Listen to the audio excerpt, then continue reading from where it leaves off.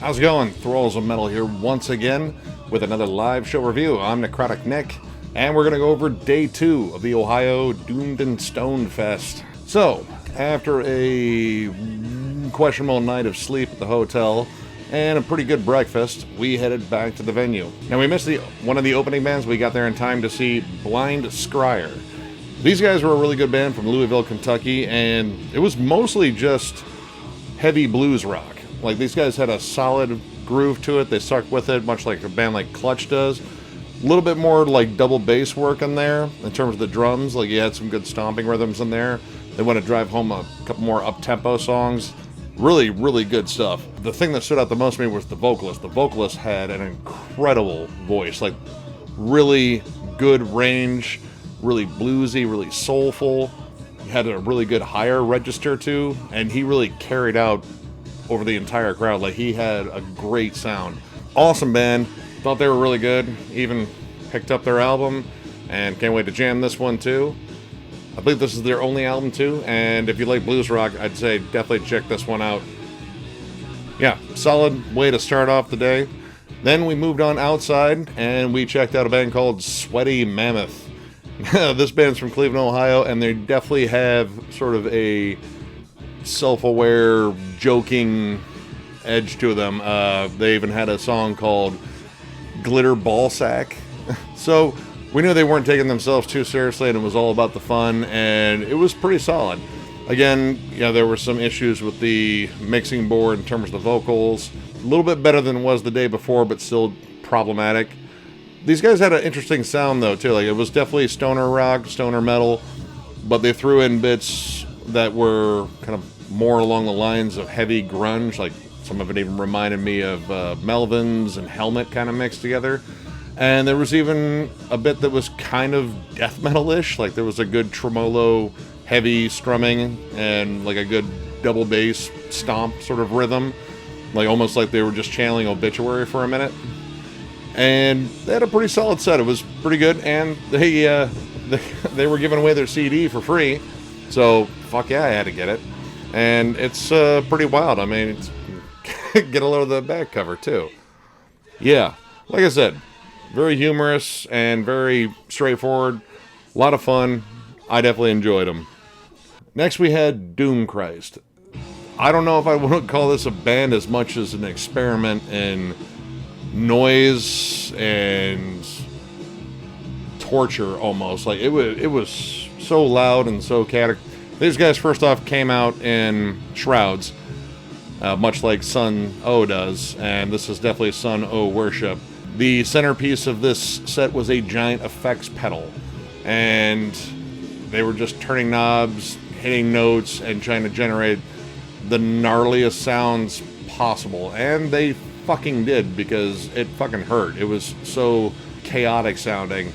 The vocalist had pretty much a headset mic where he was just yelling something, but you couldn't tell under all the distortion even on the vocals. It sounded like he was yelling into a paper towel roll down a hallway. It was just insane sounding. I just really couldn't get into it. Sun-O's not my thing, and I know they have a tremendous fan base, and you know, I like the fact that they shoot for something totally original and try to do shit like that. This wasn't my thing. And the cool thing was, these guys were the guys that worked for Earthquaker Devices. They may actually even be the owners of the company. These guys make an array of effects pedals and such, you know, pretty much catering to the stoner, doom, sludge crowd. These guys made a very specific pedal for Sun-O not too long ago that my brother-in-law got a hold of, in a very limited run. It was a very popular item there for a while too, and people were definitely trying to go after it. So these guys make a lot of cool shit, and they were one of the sponsors of the show, so yeah, check them out too. Next up, went back outside to watch a band called Gudger. These guys were from Lancaster, Ohio, and it was more straightforward rock, to be honest. Like, it had some stoner metal sounds to it, like a little bit of fuzziness here and there, but they had more of a straightforward rock guitar tone to them.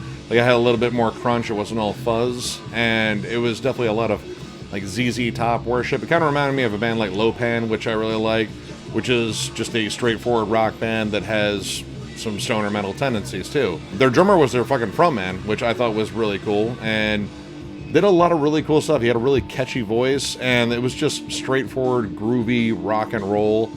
They even threw in a ZZ Top cover. I can't remember the song they did. They did a more obscure one, so they didn't just, you know, pander the crowd and play something super popular, you know, just in case they thought the audience's attention was waning, which it wasn't. I think people really fucking got into them. They had a solid set. I really dug them, and I even picked up one of their albums, which I can't wait to jam to. And yeah, another good band. Rolling right along, we had Reflex Machine. Now, they were on the inside stage, and this was a two-man band, and fuck, they were loud. Kind of a mix of sort of noise and ambient metal mixed with, like, punk and hardcore. Definitely some sludge. It was, for two guys, they generated a massive, massive sound. Like, my eardrums were just fucked at this point, and they were only getting more fucked the longer I watched this band. But I thought they were pretty interesting. Like, they didn't have a lot of moments that really gelled with me. Like, they get some good groovy, chunky, riffy moments here and there, but they would kind of get lost in just creating this wall of noise. And the guitarist's tone was so fucking loud it even drowned out the drums, which I kind of lost the rhythm multiple times, and that kind of drives me nuts. I need to be able to fucking bang my head. It kind of, you know, lost me there. But all in all, it was pretty fun, and those guys had tremendous fucking energy. So, yeah, another interesting band to check out. Next up, we had Monastery from Cleveland, Ohio. And they actually featured the same frontman from Black Spirit, Crown, on vocals and theremin, unfortunately. Now, this time, unlike Pale Grey Lore, they just did it sparingly. This guy really wanted to hammer away the fact that theremin was on the stage and plugged in. By then, like, my eardrums were fucked, and then I just kept hearing all these wild woo noises, and it was just fucking killing me. Now, musically, I thought they were really solid. Just straight up fucking doom metal once again. Not too dissimilar from Black Spirit Crown. And he has really great vocals. Solid music. But that theremin kept driving me nuts. You know, I looked around for some of the stuff, I couldn't find any. Now, unfortunately, this is where we left because we only stayed in the hotel for one night. We did not get a great night of sleep because those mattresses felt like a garbage bag full of baseballs. So we wanted to get back before we were too drowsy to drive. So unfortunately, we left a lot of bands on the table from day two. Let's see, we had Goosed, Drude, Maharaja, Bridesmaid, Frayle with a Y, Weed Demon, Conjurer, not to be confused with the English sludge metal, death metal band, Wasted Theory, Ancient Wisdom, which I had seen before when they opened up for Enslaved years ago, Doomstress, which I feel bad because I actually reviewed them on this channel, and I kind of wanted to, like, get a chance to, you know, talk to them, say hi, and maybe plug the channel because, fuck it, shameless self-promotion's all right by me, and Devil to Pay. So there was a lot of bands we left on the table, but, I mean, and we had to get home, and, man, we were spent. It was a good time, though. I'm glad I went. It was awesome seeing all these area bands. It was also awesome to see all these obscure bands from outside of Ohio as well. And that's the thing I love about festivals, because you get a chance to see a lot of bands you've never heard of, and that's generally why I like going to festivals. So all in all, this was a great experience, and I'll probably go next year if it's going on. I thought there was a lot of fun. Yeah, I'm sure there's other festivals coming up. I believe there's one in Youngstown in early September, which features Inter Arma and ASG as the headliners. So I'm kind of interested in going to that one. It's another 2-day affair.